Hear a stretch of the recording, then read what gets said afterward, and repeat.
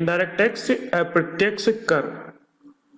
Indirect tax mean a tax where incidence of tax and impact of tax lies on two persons. Though this tax is paid by the person on whom the tax is levied, but such person recovered it from the user of goods and services.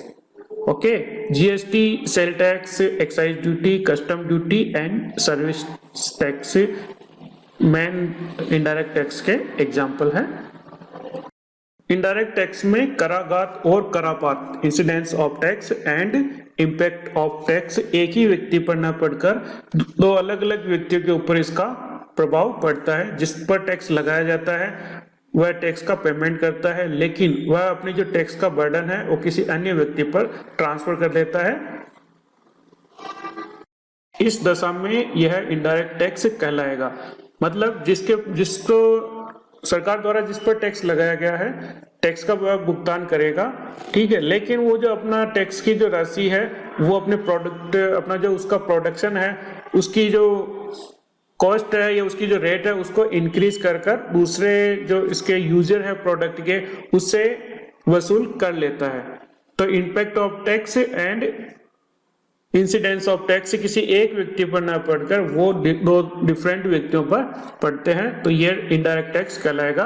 वर्तमान में GST जो प्रचलित है वो indirect tax का उदाहरण है। इसके अलावा sale tax, excise duty, custom duty, service tax ये मेन इनडायरेक्ट टैक्स है।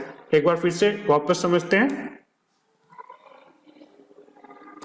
डायरेक्ट टैक्स में इम्पैक्ट ऑफ टैक्स और इंसिडेंस ऑफ टैक्स, कराघात इंसिडेंस ऑफ टैक्स और करापात इम्पैक्ट ऑफ टैक्स एक ही व्यक्ति पर पड़ते हैं। जैसे इनकम टैक्स है, कोई व्यक्ति इनकम जनरेट हो रही है और सरकार द्वारा उस पर इनकम टैक्स लगाया जाता है, लेकिन जो इनकम टैक्स की जो राशि है जो व्यक्ति इनकम टैक्स चुका रहा है उसे अपने खुद से ही देनी पड़ेगी, वो किसी अन्य व्यक्ति को ट्रांसफर नहीं करेगा। इंसिडेंस ऑफ टैक्स और इम्पैक्ट ऑफ टैक्स एक ही व्यक्ति के ऊपर होता है, तब ये डायरेक्ट टैक्स कहलाएगा। इनकम टैक्स का अध्ययन अपन इस बुक में करेंगे।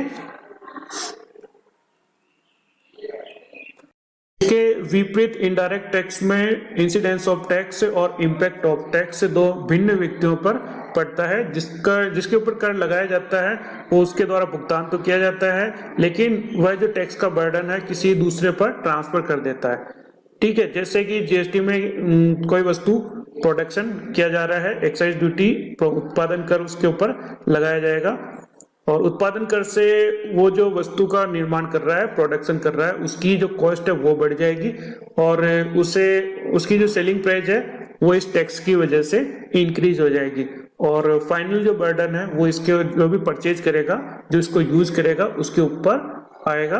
तो ये इनडायरेक्ट टैक्स है जिसमें इंसिडेंस ऑफ टैक्स और इम्पैक्ट ऑफ टैक्स किसी एक व्यक्ति पर न होकर दो भिन्न भिन्न व्यक्तियों के ऊपर पड़ते हैं। Okay, thank you.